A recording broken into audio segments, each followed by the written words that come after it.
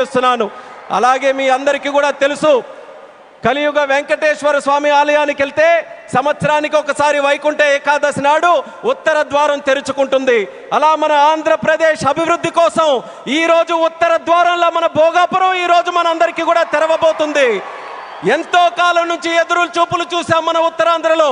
ఆఖరికి గతంలో మీరు చూసుకుంటే కొంతమంది నాయకులు దీన్ని కించపరుస్తూ విమర్శిస్తూ ఈ ప్రాంతాన్ని కించపరుస్తూ ఎయిర్ బస్సు కూడా తిరగని ప్రాంతమని వెక్కిలి నవ్వులు నడిచారు.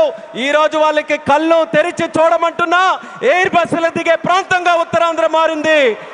ఈ రోజు ఎలక్ట్రిక్ బస్సులు వచ్చే ప్రాంతంగా ఉంది. రేపు పెద్ద పెద్ద కంపెనీలనంటే దేశంలో ఉన్న కంపెనీలు కాదు, అంతర్జాతీయంగా ఉన్న కంపెనీలన్నీ కూడా మన భారతదేశంలో, మన ఆంధ్రప్రదేశ్లో, మన ఉత్తరాంధ్ర ప్రాంతానికి రాబోతున్నాయి. వాళ్ళ బస్సులు కూడా ఇక్కడే తిరిగి మన యువతి యువకులకి అన్ని ఉద్యోగ అవకాశాలు కూడా కల్పించబోతున్నాయి. ఇలాంటి పవిత్రమైనటువంటి భూమి మన ప్రాంతంలో తీసుకుంటే ఒక పక్కన ఆధ్యాత్మిక ఆలయాలు శ్రీకూర్మం, శ్రీముఖలింగం, అరసవెల్లి, సింహాచలం, అలాగే రామతీర్థాలు, పైడితల్లి అమ్మవారు, ఇలా ఎన్నో పవిత్రమైనటువంటి దేవాలయాలు ఇక్కడ ఉన్నాయి. మరొక పక్కన పర్యాటక రంగం, కొండలు, సముద్రం, అలాగే దానితో పాటు ఈరోజు ఉత్తరాంధ్ర దిశని మార్చే విధంగా చంద్రబాబు నాయుడు గారి తాలూకా నాయకత్వంలో గూగుల్ లాంటి సంస్థ ఇక్కడికి వస్తుంది. ఆర్సిలార్ మెటల్ స్టీల్ ప్లాంట్ వచ్చింది, రైల్వే జోన్ మనకు వచ్చింది, మూలపేట పోర్టు మనకు వచ్చింది. ఇలా లెక్క పెట్టుకుంటూ వెళ్తే ఏ ప్రాంతంలో జరగనటువంటి అభివృద్ధి ఈరోజు మన ఉత్తరాంధ్ర ప్రాంతంలో జరుగుతుందనేది యువతీ యువకులందరికీ కూడా నేను గుర్తు చేస్తున్నాను. ఇక చేయాల్సింది మనం ఒక్కటే. మనకి 2 విజన్లు ఉన్నాయి. స్వర్ణాంధ్ర విజన్ బై చంద్రబాబు నాయుడు గారు, వికసిత్ భారత్ విజన్ బై నరేంద్ర మోదీ గారు. మన యువతందరం కూడా కలిసి ఆ 2 విజన్లు 2 కళ్ళులాగా మనం అందరం కూడా ముందుకు నడిచి అత్యంత సుందరమైనటువంటి శక్తివంతమైనటువంటి భారతదేశం తయారవడానికి ఈ 2 విజన్లు కూడా మనం స్వీకరిస్తూ ఇక్కడ ఉన్నటువంటి యువతి యువకులందరూ కూడా ముందుకు రావాలని మరొక్కసారి వాళ్ళందరికీ కూడా పిలుపునిస్తున్నాను. ఒక ఎయిర్పోర్ట్ ఎక్కడైనా నిర్మించామనంటే, నేను కేంద్ర మంత్రిగా అయిన తర్వాత ప్రధానమంత్రి గారి చేతుల మీదగే సుమారు 16 ప్రాజెక్టులు ఇక్కడ ప్రారంభించాం భారతదేశంలో.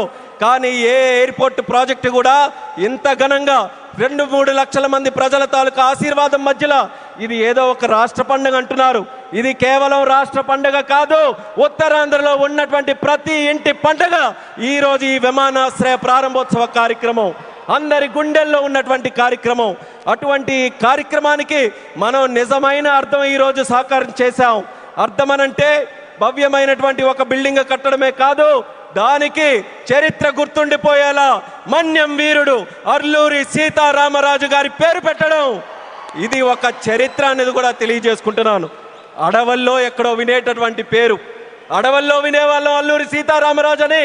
అలాంటి ఆ పేరుని ప్రపంచం మొత్తం మారుమోగుతుంది.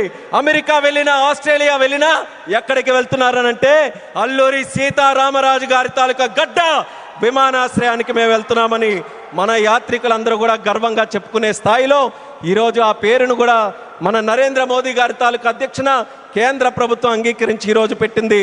ఇంత ఫోకస్ మన ఉత్తరాంధ్రలో పెట్టిన తర్వాత మీ అందరికీ కూడా ఒక్కటే తెలియజేస్తున్నాను, ఇంకా మనం ఎక్కడ కూడా ఆగకుండా ఉత్తరాంధ్రకి కళలకి రెక్కలు వచ్చే విధంగా మనమందరం కూడా ముందుకు వచ్చి ఈ అవకాశాలన్నీ ఎవరి కోసం?